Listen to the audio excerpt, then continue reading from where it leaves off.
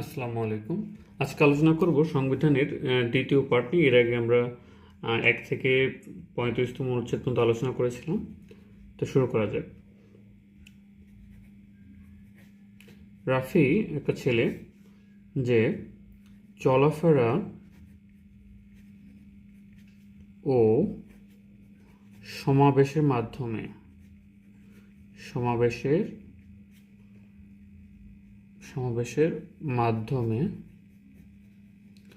রাফির চলাফেরা ও সমাবেশের মাধ্যমে কি তৈরি করলো? একটা সংগঠন তৈরি করলো।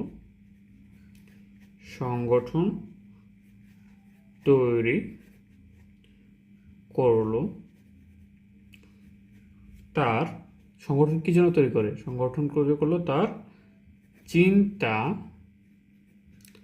ও বুদ্ধির স্বাধীনতার জন্য। দেখেন কি সুন্দর মিল। হ্যাঁ, কতটা সামঞ্জস্যপূর্ণ কথা। রাফির চলাফেরা ও সমাবেশের মাধ্যমে সংগঠন তৈরি করলো তার চিন্তা ও বুদ্ধির স্বাধীনতার জন্য। হ্যাঁ, একটা লোক প্রথমে সমাবেশ করে, চলাফেরা করে, তার মধ্যে একটা সংগঠন করে, সংগঠনের মাধ্যমে তার দাবি দেওয়া চিন্তা বুদ্ধির স্বাধীনতার কথা বলে। তাহলে আমরা জানবো চলাফেরা কি 36 নম্বর অনুচ্ছেদ, চলাফেরার স্বাধীনতা। সমাবেশের স্বাধীনতা হচ্ছে 37 নম্বর অনুচ্ছেদ, আমরা জানি। এবং তারপর হচ্ছে সংগঠন তৈরি করা, সংগঠন করার স্বাধীনতা, সেটা কি হবে? সেটা হবে 38তম অনুচ্ছেদ, এই সংগঠন 38। তারপর চিন্তা ও বুদ্ধির স্বাধীনতা, এখানে 39 নম্বর। চিন্তা ও বুদ্ধির স্বাধীনতা কিন্তু এখানে সংবাদপত্রের স্বাধীনতার কথাও বলা হয়েছে। কি সংবাদপত্রের স্বাধীনতার কথাও খুবই গুরুত্বপূর্ণ। তো আমরা জানলাম 36, 37, 38 এবং 39 নম্বর অনুচ্ছেদ। এবার আমরা জানবো, আমরা সাধারণত সিভি তৈরি করি। সিভিতে আমরা কি কি করি সেটা আমরা লিখব। হ্যাঁ, যেমন এটা ছিল কত? এটা ছিল আপনার 36 থেকে 39 পর্যন্ত, অর্থাৎ 4টে অনুচ্ছেদ। এটা আমরা আলাদা করে নিই, মার্ক করে। এবার আমরা জানবো 40 থেকে 45তম অনুচ্ছেদ। শুরু করা যাক। জীবন বৃত্তান্তে, মানে সিভিতে, ইংরেজি যাকে বলে সিভি, জীবন বৃত্তান্তে পেশা, ধর্ম, সম্পত্তি, এগুলো কি উল্লেখ করতে হয় না? পেশা, সম্পত্তি, তারপর হচ্ছে গৃহ, পেশা, সম্পত্তি, ধর্ম, সম্পত্তি, গৃহ, এসব কি মৌলিক বিষয় না? মৌলিক বিষয়। কিন্তু এসব মৌলিক বিষয় কি করতে হয়? শৃঙ্খলাভাবে লিখতে হয়।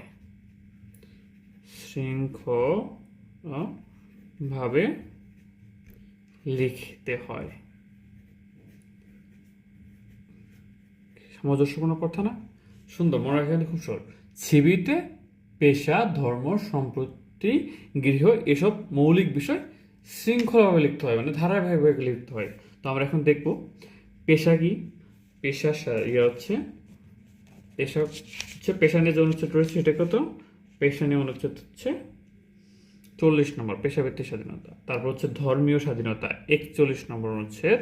সম্পত্তির অধিকার, এটা হচ্ছে 42 নম্বর অনুচ্ছেদ। গৃহ এবং যোগাযোগ রক্ষণ, এটা হচ্ছে 43 নম্বর অনুচ্ছেদ। মৌলিক অধিকার বলবৎকরণ, হ্যাঁ, এটা হচ্ছে এই যে মৌলিক বিষয়টা আছে না, সেটা হচ্ছে 44তম অনুচ্ছেদ। এবং শৃঙ্খলামূলক আইনের ক্ষেত্রে অধিকারের পরিবর্তন শৃঙ্খলাভাবে, এটা হচ্ছে 45তম অনুচ্ছেদ। এইভাবে আমরা কি সিভিতে কি করব? পেশা, ধর্ম, সম্পত্তি, গৃহ, মৌলিক বিষয় ধারাবাহিকভাবে লিখবো আমরা। ঠিক আছে, এভাবে কিন্তু আমরা খুব সহজেই মনে রাখতে পারি। আজকাল হাতের লেখাটা খারাপ হচ্ছে। এসব মৌলিক বিষয় শৃঙ্খলভাবে লিখতে হয়। এবার আমরা জানবো 46 নম্বর হচ্ছে দায়মুক্তি বিধান, 47 কতিপয় আইনের হেফাজত, আমরা সবাই জানি মোটামুটি। তো এইবার আমরা জানবো 48 থেকে, হ্যাঁ, রাষ্ট্রপতি থেকে, নির্বাহী বিভাগ থেকে, যেটা খুবই ইম্পর্টেন্ট। 48 থেকে এবার কত জানবো? 48 থেকে 54 নম্বর অনুচ্ছেদ, অর্থাৎ অনেকগুলো অনুচ্ছেদ এবার আমরা জানবো। আমরা লাল করে দিয়ে দেখি এবার। যেমন এটা আবার লিখব, আমাদের যে রাষ্ট্রপতি থাকে, রাষ্ট্রপতির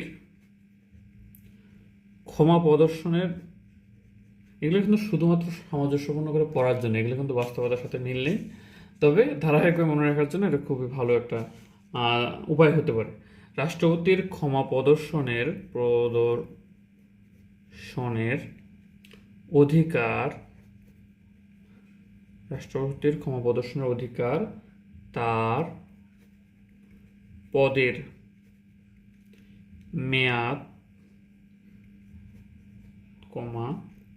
দায়মুক্তি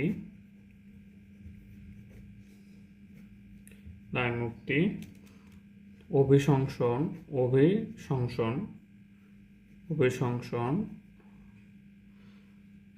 ও অসমর্থ হলে, এটা বাস্তবও কিন্তু আসলে তাই, যে অসমর্থ হলে স্পিকার দায়িত্ব পায়, অসমর্থ হলে দায়িত্বটা কে পাবে? স্পিকার পাবে।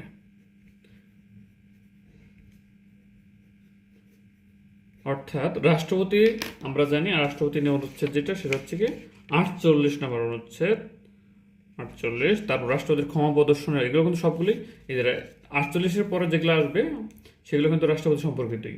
48 49 ক্ষমা প্রদর্শনের অধিকার রাষ্ট্রপতির, এটা 49। তারপর হচ্ছে তার পদের মেয়াদ, রাষ্ট্রপতি কার পদের মেয়াদ? রাষ্ট্রপতির, তাই এটা হচ্ছে 50তম অনুচ্ছেদ। দায় মুক্তির যে ক্ষমতা সেটা 51, কার দায় মুক্তির ক্ষমতা? রাষ্ট্রপতির দায় মুক্তির 51তম। এবং হচ্ছে রাষ্ট্রপতির অভিশংসন হচ্ছে 52তম, যদি সংসদের মাধ্যমে অভিশংসন হয় সেটা কত অনুচ্ছেদ বলা হয়েছে? 52তম।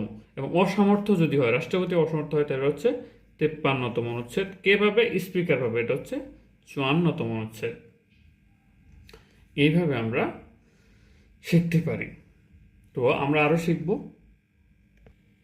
এবার আমরা দেখব 55 থেকে 57তম অনুচ্ছেদ।